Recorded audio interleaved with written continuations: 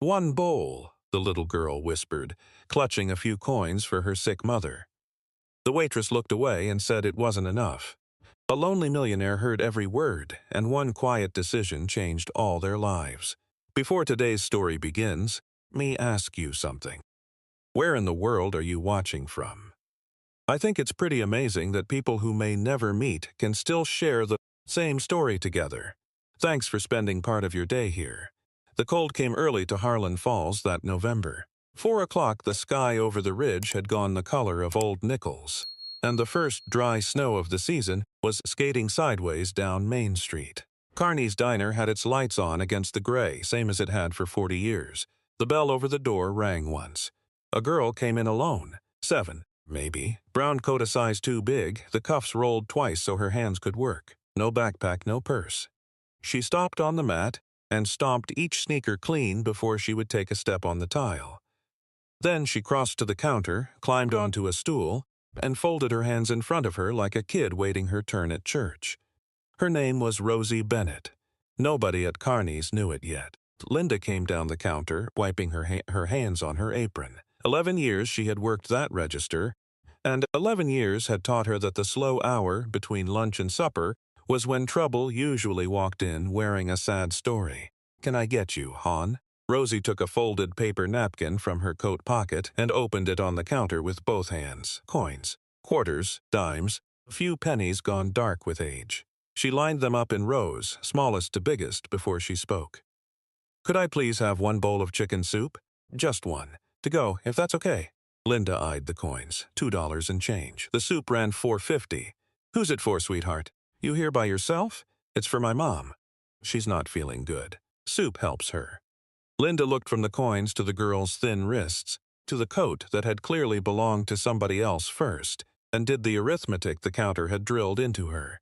A kid alone. Money short. A sick mother nobody could see. The last time she let a hard luck story ride, the manager docked her check for it. "Honey, it's not enough for the soup." It came out harder than she planned, and she heard it, and kept going anyway. "I can't be handing food out the door. You understand? You go on home now." A trucker 2 stools down stirred his coffee and studied the swirl. The couple in the corner booth found something interesting in their pie. The radio behind the pass-through kept playing to a room where every adult had quietly decided this was not theirs to fix. Rosie sat very still for a second. Then she nodded. "Okay, I'm sorry for bothering you." She turned on the stool, taking in the trucker, then the booth. "Sorry for bothering everybody." She refolded the napkin around her coins, working the corners square. Sliding off the stool, her elbow caught the water glass and a little slopped onto the counter. She stopped. She pulled a napkin from the dispenser, wiped the spot dry, did a second time to be sure, and set the wadded paper beside the glass where it would be easy to clear. Then she pushed the door open against the wind and was gone. In the back booth by the window, a man sat over a cup of black coffee that had quit steaming 10 minutes ago. Alexander Hale was 46. There were people in Pittsburgh who would have laughed to find him in a diner in Harlan Falls. His was the kind of money that got wings of hospitals named after it. His meeting up north had let out early. The sign outside promised homemade pie. And for most of an hour he had been thumbing through emails and tasting nothing. He had watched the whole thing over the top of his phone. He had seen need before. Every December, he signed checks at a comfortable distance from it. But one small fact would not let go of him. The girl never asked for a single thing for herself. Not a cracker. Not a glass of milk. A child that age, cold straight through, standing in a room that smelled of gravy and coffee. And every word out of her mouth had been for her mother. Then she apologized to a roomful of grown people who let her walk back into the weather and mopped up her own spilled water on the way out the door. Through the window he found her again, a small brown shape on the sidewalk, head down, leaning into the wind. The streetlights were flickering on. The snow had stopped fooling around. He ran through the sensible objections, and they were good ones. There were agencies for this. He funded half of them. A grown man, trailing a little girl down a dark street, helps nobody and scares everyone. She was none of his business, and by tomorrow, he would be 200 miles from here. He laid a 20 under the coffee cup and reached for his coat. He kept a full block back, hands in his pockets, just a man walking in the cold.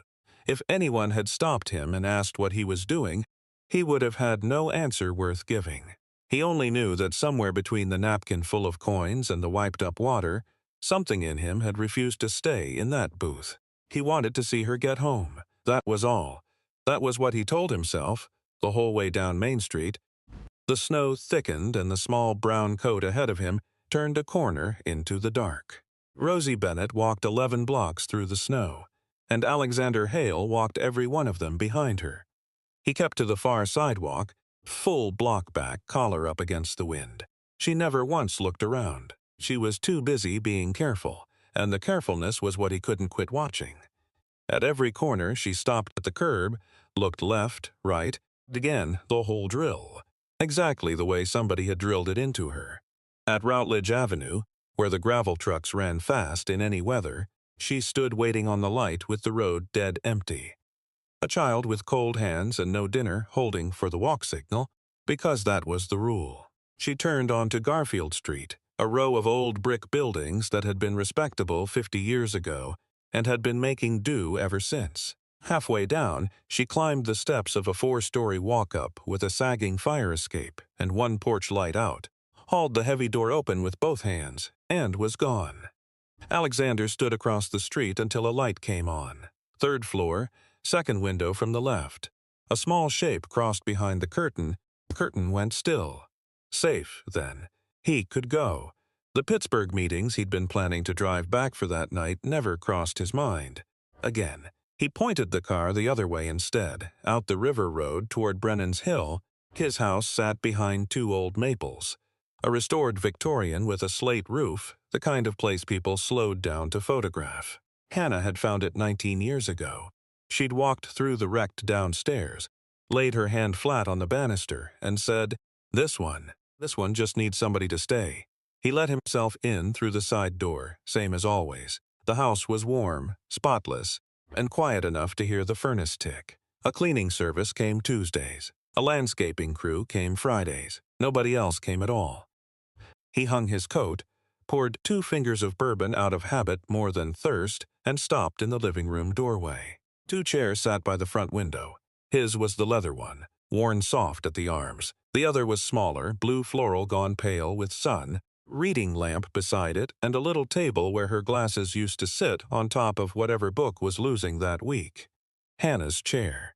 She'd sat there every evening of their marriage, feet tucked under her, reporting on her day whether he was listening or not. 6 years ago this spring, her heart had finally lost the long fight it had been losing by inches, and he'd come home from the hospital to this room and turned on this lamp and not known what to do next. The chair hadn't moved an inch since. The cleaning service had standing orders. Dust it, touch nothing. Her glasses were still in the table drawer. So was the last book, ribbon marking page 212. A sentence she never got to finish. Alexander didn't consider himself a man frozen in grief. He considered himself busy. 6 years of busy. He doubled the company, endowed a wing at the regional medical center, funded scholarships and food banks and a children's literacy program across 3 counties. His accountant called him one of the most generous men in western Pennsylvania. His sister in Ohio called him a ghost with a checkbook. 2 of them had quit arguing about it years ago. The arithmetic of his life was actually simple. A check didn't require him to know anybody. Money went out, thank you letters came in, nobody sat in his living room, and nothing he loved could be taken from him again. The system was clean, and it had run without a breakdown for 6 years. He sat in the dark in his own chair, bourbon untouched on the armrest, and made the case to himself.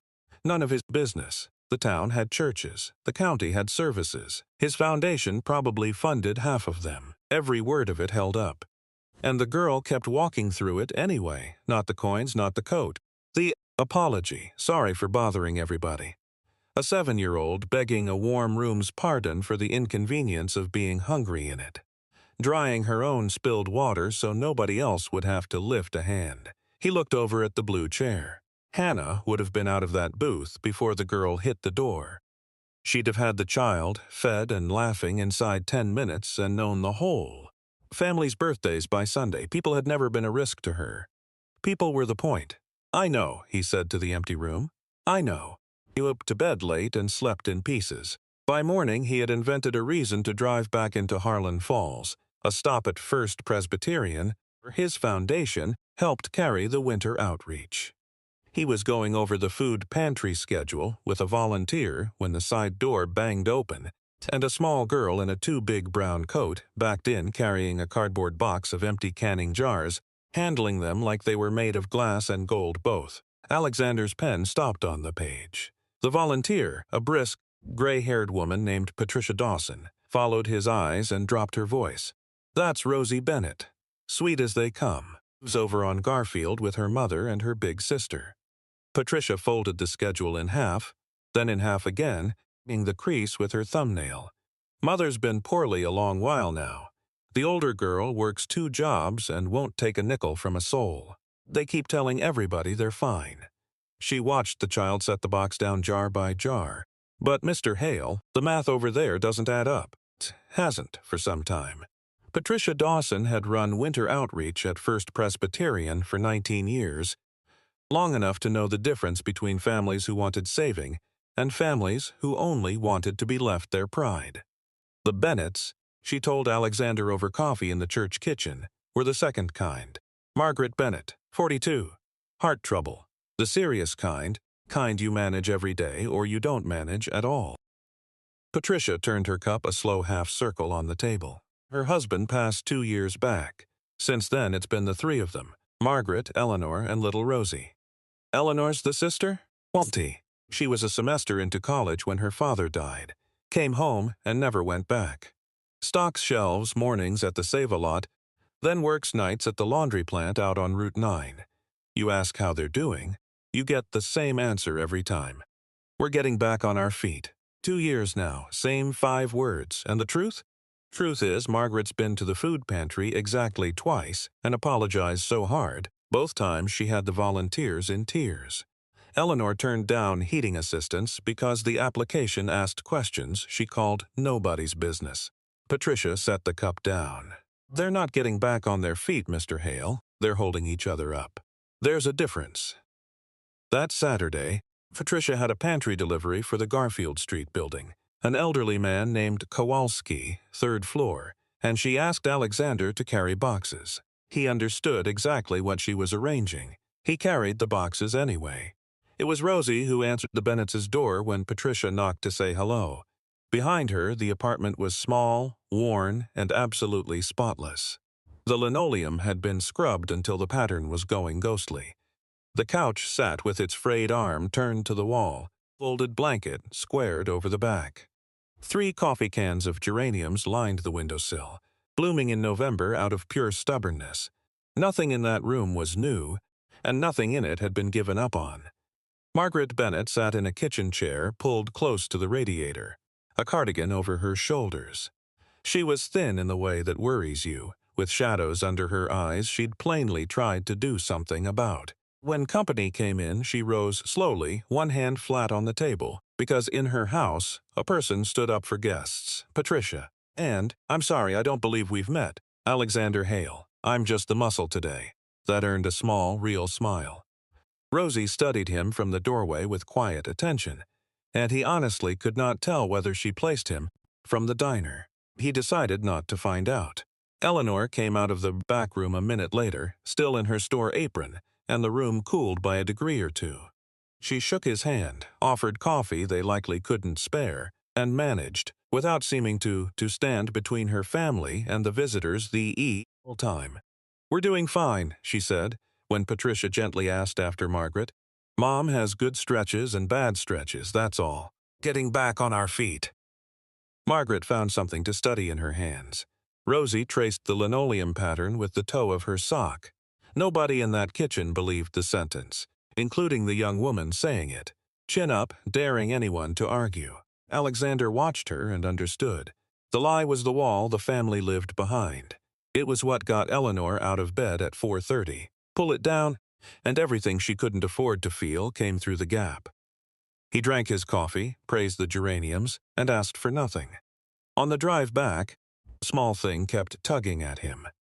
Rosie had been drawing at the kitchen table on the back of a flattened cereal box, a careful pencil bird sitting on a wire. The cereal box, Patricia told him, was standard. Paper cost money. "If I sent the girl some art supplies," he said, "through you, no name attached, the sister allow it?" Patricia weighed it. A gift for the child from the church, small enough to slip under Eleanor's radar. She glanced over. "Just supplies? One thing more." The package went over on Tuesday. A real sketchbook with thick paper, a tin of colored pencils, an eraser that wasn't worn to a nub. Patricia sat with Rosie at the church while she opened it and watched the girl run her palm across the first blank page like it was something from a store window. Inside the back cover, in Patricia's neat block numbers, was the church outreach line, with Alexander's number written beneath it only after Margaret had given a tired little nod of permission. "First number rings the church," Patricia said. "And if there's ever a day you feel scared, honey, or something is wrong and you cannot reach your sister, the second one reaches Mr. Hale. He is a friend of this church, and your mother knows I wrote it here, day or night. You will not be bothering anybody." Rosie read the number twice, moving her lips. "Okay," she said, and closed the cover over it the way you close a door you hope you'll never need. 2 weeks later, Alexander carried boxes up Garfield Street again. While Margaret showed Patricia the quilt she was mending, brought his coffee cup to the kitchen sink and reached to set it in the dish rack. Behind the stacked dinner plates, pushed back into the shadow of the cabinet, stood a row of prescription bottles. 5 of them. He didn't have to touch a single one to see it. Every bottle was empty.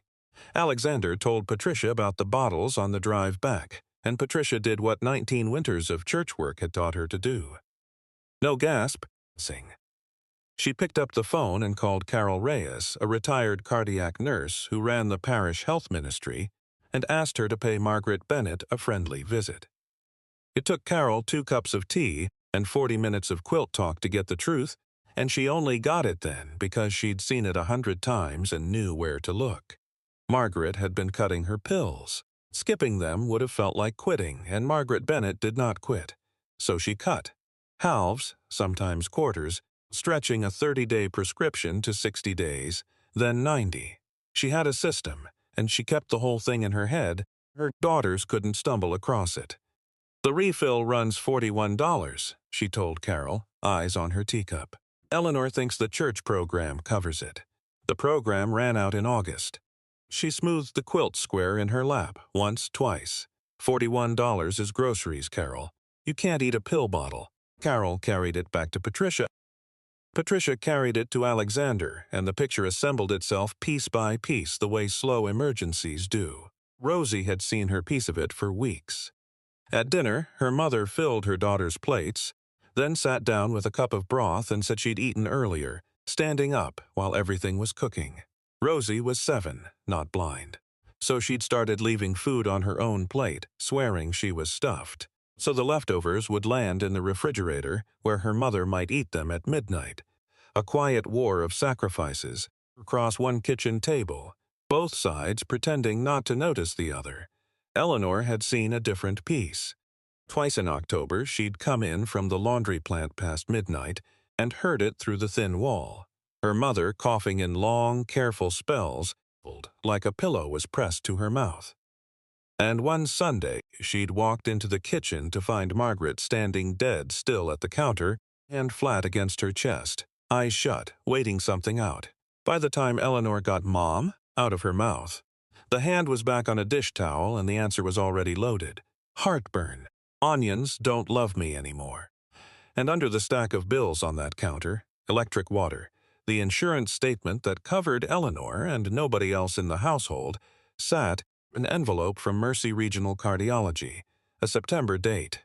Our records show a missed appointment. Continuity of care is important for your condition. Margaret had never opened it. She knew what it said, and she knew what the visit cost, and she'd done her quiet arithmetic and slid the envelope under the pile. Carol laid it out for them in the church kitchen without softening a corner of it. What Margaret has is manageable. People live 30 years with it. Managed. Pills, monitoring, decent food, rest. Unmanaged, it doesn't sit still. It moves. Every month she stretches those prescriptions, it moves faster. She's not dying, Mr. Hale. She's eroding. There's a cliff at the end of that road, and she's walking toward it on purpose, because she's decided the slow way costs her family less. Alexander heard all of it. Then he reached for the tool he'd reached for his whole life. It's simple. I cover the medication, the cardiologist. Whatever the gap is, close it today. Patricia arranged the conversation, and Eleanor agreed to it. At the church, on her terms in the half hour between her shifts. She arrived still in her store apron, sat across the table, and let him get through the whole offer without interrupting once. He kept it modest. Medication costs, a few appointments. The word charity never left his mouth. Eleanor folded the corner of her napkin under her thumb before she answered. She wasn't angry. It was the part that stayed with him afterward. She was certain. Mr. Hale, I know what you're offering, and I know what it cost you. Nothing. It's the trouble. Another quarter turn. My dad was full of help. That cost him nothing. Promises, schemes, money he didn't have yet. When he died, found out what all of it really cost, and he wasn't the one who paid. Everything we have now, we stood up for ourselves. It isn't much. Nobody can call it back, and nobody gets a vote in our kitchen. The day you hand us a checkbook, that's over. Maybe you'd never collect. Still owe, every day at every meal. I've lived in an owed house. I won't raise Rosie in one. Every instinct Alexander owned was already drafting the rebuttal. Pride is cheaper than a funeral. The math is madness. He had closed harder rooms than this one before his eggs got cold. He looked at a 20-year-old in a store apron, holding a line with no one behind her, and folded his hands on the table. For the first time in years, he left a problem sitting there unsolved. All right, he said. Your kitchen, your say. Eleanor walked the 4 blocks home through the early dark, feeling, for once, almost steady. The envelope was taped to the apartment door. Pale yellow. Their landlord used pale yellow for exactly one thing: notice of past due rent. $1,140. Payable within 21 days. Eleanor read it twice in the cold hallway, 3 times, her thumb pressing a white spot into the doorframe. Then she folded it small, buried it in her apron pocket, and walked in smiling, because Rosie was watching from the table. The yellow envelope changed the house, even folded small in an apron pocket. Eleanor never showed it to anyone. She just started saying yes. To Sunday inventory at the Save-A-Lot. Yes to doubles at the laundry plant. The supervisor liked her because she never complained and never called off. The plant ran hot and loud, and the rule was posted right at the door. No phones on the floor. Lockers were for personal items. You got your messages at break. That was where Eleanor was on the second Thursday of December, 11 blocks and a world away, when it happened. A little after 7, Margaret stood at the sink washing the dinner pot. Rice and beans stretched with the last of the carrots. Rosie sat at the table with her sketchbook, drawing the diner on Main Street, because she was still thinking about soup and didn't know another way to say so. She heard the pot lid hit the floor first. She looked up. Her mother was gripping the counter with both hands, the way you hold on to something on a boat. Then her knees gave, slowly, almost politely, and Margaret Bennett sat down on the kitchen floor with her back against the cabinet and stayed there. Mom? I'm okay, baby. This was wrong. Thin, like it was coming through a wall. Just dizzy. Give me a minute. Her lips had gone a pale color Rosie had never seen on a person, and her breathing sounded like work. And the minute passed and she did not get up. Rosie didn't scream. Later, everyone would remark on that. Something in the child went very still and very old, and she did what adults had taught her, in order, like steps on a list. To the wall phone. She dialed 911. She gave the address first, the way Eleanor had drilled her. Apartment 3C, the building with the broken porch light, then said, My mom fell down and her lips look gray and she can't get up. She has a sick heart. Bar. The dispatcher's name was Diane, and Diane stayed on the line. She had Rosie unlock the front door for the paramedics, bring a pillow, and count her mother's breaths out loud. Rosie knelt on the linoleum doing it, one hand flat on Margaret's arm, saying numbers into the phone with the steadiness of a child who has decided falling apart Can wait until later. The paramedics came up the stairs, heavy and fast. Then the kitchen was full of equipment and calm voices, and Rosie stood pressed into the corner by the refrigerator, hugging her sketchbook to her chest, because it was the thing her hands had found. They let her ride up front in the ambulance. At Mercy Regional, a nurse parked her in a family waiting area with stiff blue chairs. The doors her mother went through stopped swinging, and Rosie was, for the first time in her life, completely alone in a public place. She called the laundry plant from the waiting room phone, reading the number off Eleanor's schedule taped inside the sketchbook cover. 19 rings. Man finally answered over the machine roar, took the message, hung up. Rosie sat back down and watched the clock eat 10 minutes. Nobody came. She opened the sketchbook to the inside back cover. The number waited there in Patricia's block writing. 5 weeks old. If there's ever a day you feel scared and you can't reach your sister. Rosie looked at the swinging doors. She was 7. She understood with perfect clarity that this was that day. Alexander was at his kitchen table with cold coffee and quarterly reports when his phone lit up with a number he didn't know. Hello? A small voice. Is this the friend of the church? He was on his feet before she finished the question. He drove the river road faster than he'd driven anything in 20 years. And when he came through the emergency entrance, coatless, a small figure in a too big brown coat stood up from a stiff blue chair, dropped the sketchbook on the seat, and ran. She hit him at full speed, arms around his waist, face in his shirt. It wasn't trust, exactly. He understood that even as his hand came down, careful as church, back of her head. He was the adult who came. Out of the whole gray world, the number had turned into a person, and the person had shown up.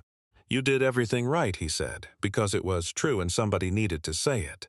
Everything. You hear me? A doctor came out near 9. It was stable. The word offered like a small loan. Her heart had been failing faster than anyone knew. Malnutrition had worsened everything. The stretch medication had let damage stack up quietly for months. She'd need real treatment now, sustained and serious. The doctor said, should have been here months ago in the flat tone doctors use when they're working not to say it angry. Later, through the glass, they could see a nurse settle a tray across Margaret's lap. On it, steam rising, sat a bowl of soup. Rosie watched her mother lift the spoon, and her whole small body let go of something it had been carrying since November. Eleanor arrived at 9:40, smelling of bleach and machine heat, having run from the bus.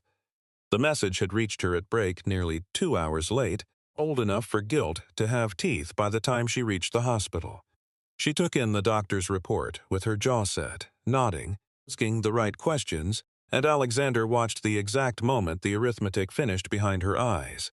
Rent, refills, the unopened envelope, every shift she'd worked while this came anyway. Rosie fell asleep across 2 chairs under Alexander's suit jacket. In the corridor, Eleanor stood at the glass, looking at her mother, the tubes, the monitors, the emptied bowl on the tray, and spoke without turning around. If we accept help now, she said quietly, I don't know how to come back from that. Margaret stayed at Mercy Regional for 9 days. The treatment wasn't dramatic. It was adjustment and monitoring, proper doses at proper hours, food on a schedule, rest nobody had to bargain for. By the 4th day, there was color in her face her daughters had forgotten was missing. By the 7th, she was complaining about the television in her room, and Eleanor laughed at the hallway sink, and then cried for 1 minute where no one could see. Because complaining meant her mother was coming back. Rosie visited every afternoon with Patricia or with Eleanor between shifts. She drew the nurses. She drew the parking lot with its one stubborn tree. And on the 5th night, home in her own bed, Rosie Bennett slept from 8:30 straight through to morning, without once waking to listen through the wall.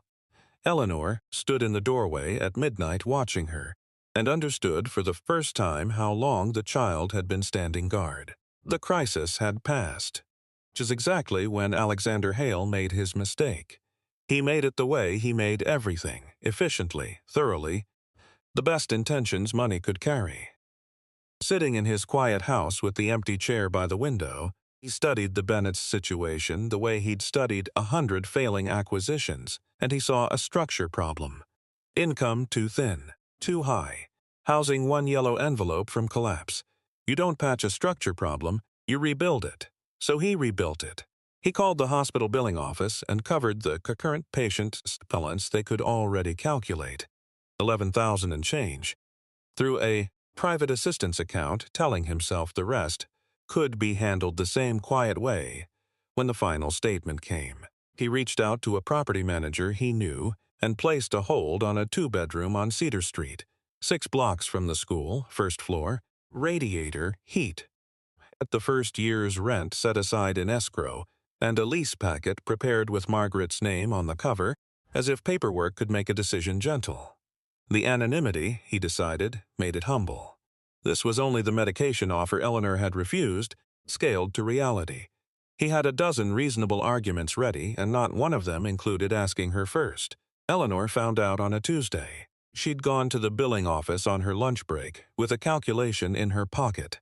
A payment plan, $80 a month, out to the penny against 2 paychecks. She'd rehearsed the asking on the bus. The woman at the desk checked the screen and smiled. "Oh, set, honey. Paid in full last week. Assistance fund." Eleanor's hand closed around the paper in her pocket. "Which fund?" "It just says private." You'd have to. But Eleanor was already doing the math, and the math had exactly one answer in the whole world. The property manager's letter about Cedar Street was waiting in the mailbox at home. "A unit has been reserved for your family," it said. "Have been placed in escrow pending your signature, per the arrangements made on your behalf." She read it twice on the cold front step, breath clouding, the words "on your behalf" doing the same work twice. After Eleanor called Patricia and demanded the truth, Patricia gave her Alexander's address with a warning not to go alone, and the weary understanding that Eleanor had earned the right to look him in the eye. By 7, Eleanor was on Brennan's Hill, 2 buses and the last half-mile on foot in the dark, still in her work clothes. He opened the door. She stayed on the porch. "The hospital," she said. $11,000, was that you?" He could have softened it. He gave her the respect of not trying. "Yes, and Cedar Street. A lease packet with my mother's name on it. A year's rent sitting there like the decision had already been made." Her voice was level the way a stretched wire is level. "All of it. One word to me. Eleanor, your mother nearly died over $41. Wasn't going to stand there and watch you drown. To protect your one step forward. Go ahead. My pride. The poor girl's pride, getting in the way of the rich man's plan. That is not what I had a payment plan. It cracked on the way out, and she hated the crack and drove through it. 80 a month. It would have taken years, and it would have been mine.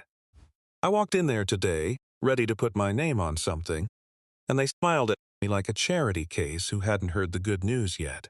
Her eyes were burning.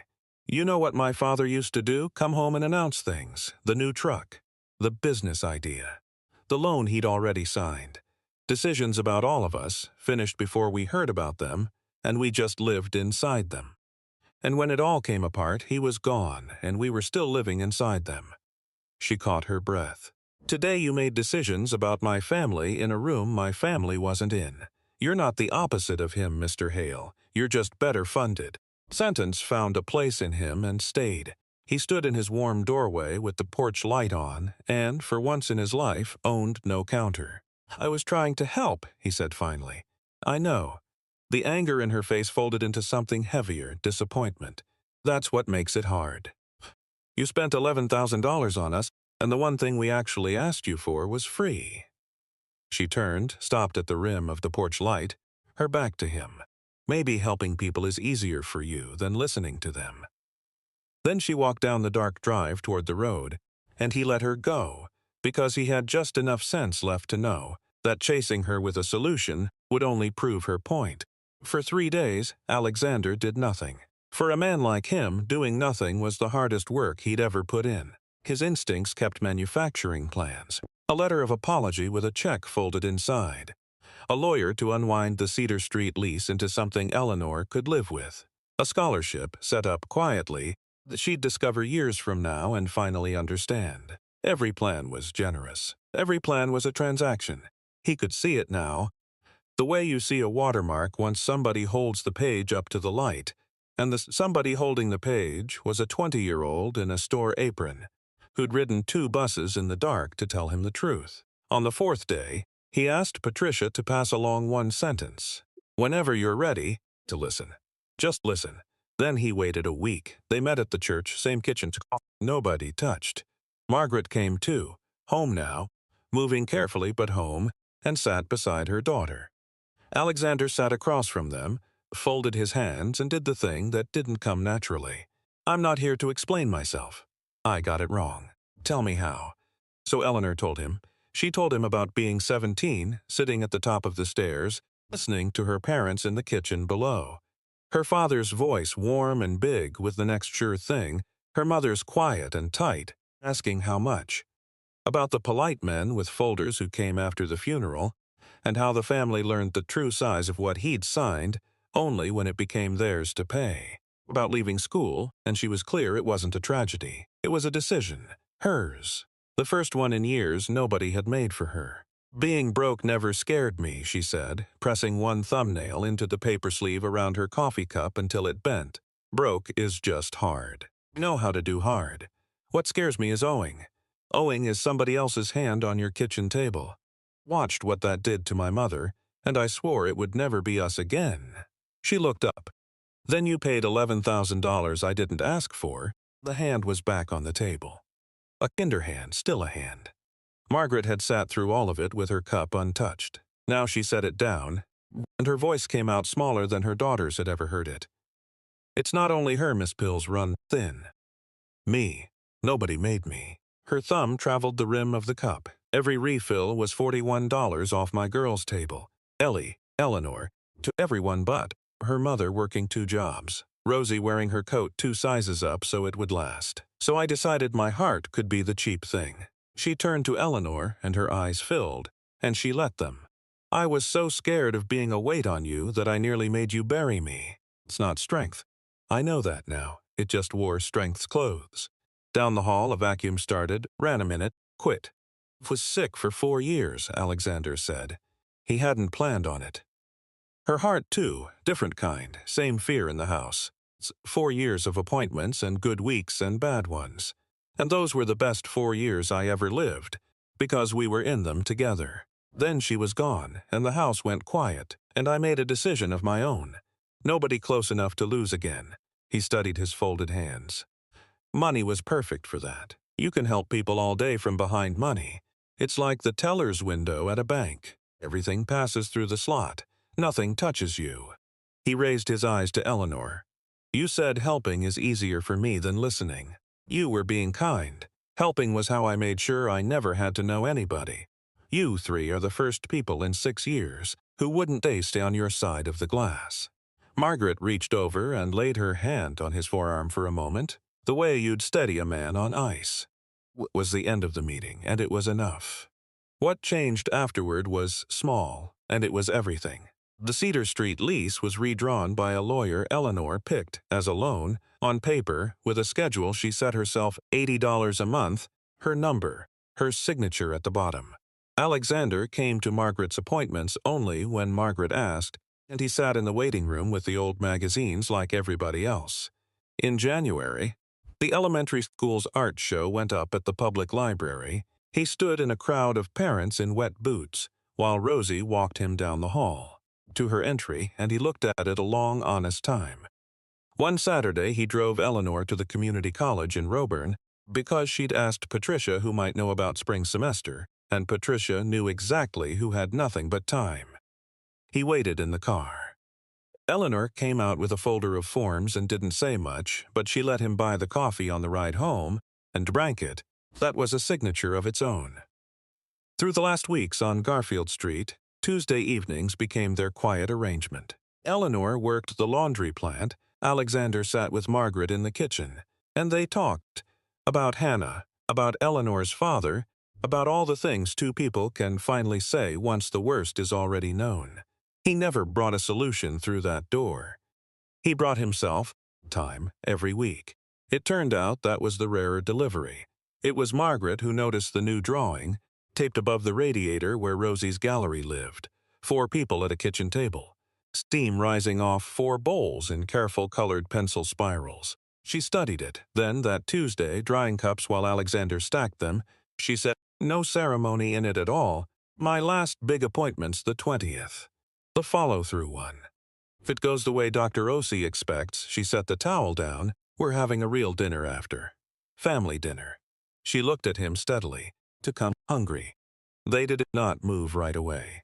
Eleanor would not let a crisis decide the shape of their life. February came before she signed the Cedar Street papers herself, slowly, with Margaret beside her and Rosie drawing flowers in the margin of the church bulletin. When the boxes finally left Garfield Street, they left by choice, not rescue. Spring came late to Harlan Falls, the way it always did, in puddles and in patience. By April, the changes in the Bennett family were the unglamorous kind that never make headlines. Margaret's appointment on the 20th had gone the way Dr. C hoped, and the ones after went better still. She wasn't cured. Her heart would need watching the rest of her life. But it was being watched now, full doses at full strength, food on the table behind them. She had color, she had opinions, she had started a new quilt. Eleanor enrolled at the community college in Roeburn for spring term. 2 evening classes, accounting and English composition, fitted around the Save-A-Lot shifts, with the laundry plant kept for weekends. The $80 went out on the 1st of every month, on time, signed in her own hand. She told Patricia once that mailing that check was the best feeling she had all month. Proof that help and debt weren't the same word, so long as everybody at the table agreed on which was which. Rosie turned 8 in March. Her drawing of 4 people around a kitchen table took a ribbon at the county school's art show. The Harlan Falls Courier ran a photo of her beside it, gap-toothed and solemn. The caption gave her name and her school. Didn't mention that she'd drawn the dinner from imagination, before it ever happened. A newspaper has no column for that. And on a Saturday in late April, the story went back to where it started. Patricia Dawson had spent the winter on an idea, and the idea grew legs. Sam Carney, who owned the diner on Main Street, about a community table. 1 Saturday a month, the back section, meal for anyone who needed one, no forms, no questions, covered by a fund through the church. Sam, whose father had opened the place and fed half the town through 2 recessions, said yes before she finished asking. Alexander's foundation paid for the food. His name appeared nowhere.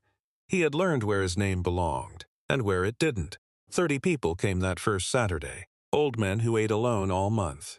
A young mother with twins. Kids from the trailer court out past Route 9. Section filled up with the racket of plates and talk, and in the middle of it, carrying bowls with tremendous ceremony, was Rosie Bennett. Linda was working the counter that day. Nobody said a word to her about it. That was the part she'd remember. No one pointed, no speech got made, no bill of her failures was read out loud. She just looked up from the register and saw the girl.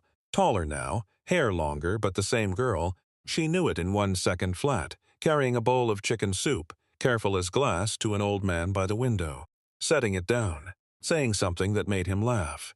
Linda untied her apron strings and retied them. Then she went back to her tables.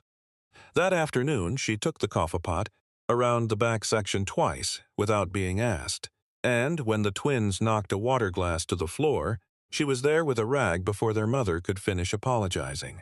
"Honey, it's water," she said. "It dries." It was a small thing. Most repentance is.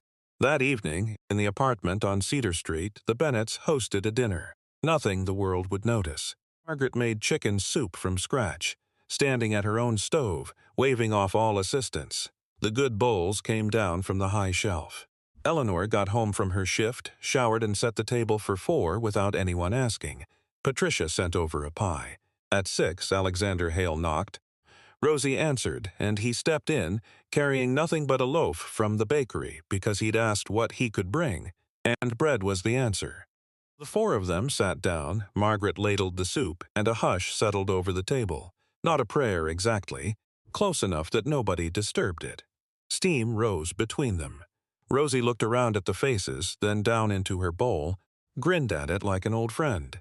"It's good, Mom. It's the best one. It was just soup. It was never just soup." At the house on Brennan's Hill, something had shifted too. The blue floral chair still sat by the front window. Alexander would never move it, and nobody who loved him would ask. But the lamp beside it got switched on now. Patricia sat there when she came to go over the food fund. Margaret sat there one Sunday and informed him he needed curtains a person could actually stand to look at. Rose claimed it outright on visits, feet tucked under her, sketchbook on her knees, drawing the maples through the glass. The chair had stopped being a place where someone was missing. It had become a place where someone was always about to sit down. Hannah, he figured, would have called that the only respectable use for a chair. Rosie never asked for a miracle. She walked into a dinner one cold November afternoon and asked for one bowl of soup, never once for herself. And the asking was refused. But that small request set everything in motion. It uncovered what a proud family was hiding. It cracked open a heart that had been shut for 6 years. It taught a man who had everything that the only help worth giving is the kind you give. Standing close, real love rarely arrives all at once. More often it arrives quietly, one Tuesday at a time, one bowl at a time, and then it stays. And that brings our story to an end. Before we go, I want to gently remind you that this story is fictional, created for storytelling and entertainment. But maybe, somewhere inside it, there was a little truth we all recognize. Sometimes the smallest request, just one bowl, can reveal the deepest kind of need. And sometimes real kindness is not about showing up with money first. It is about listening, staying close, helping in a way that lets people keep their dignity. What part of this story touched your heart the most? Was it the little girl's courage, the mother's quiet sacrifice, or the moment the millionaire finally learned what true help really means? Share your thoughts in the comments. Really love to read them. And if this story moved you, please give it a like. Share it with someone who needs a little hope today, and subscribe so we can keep bringing you more heartfelt stories like this. You can watch more inspiring stories on the NE screen or in our playlist. Thank you for spending this time with us. Stay kind, stay warm, and I'll see you in the next story.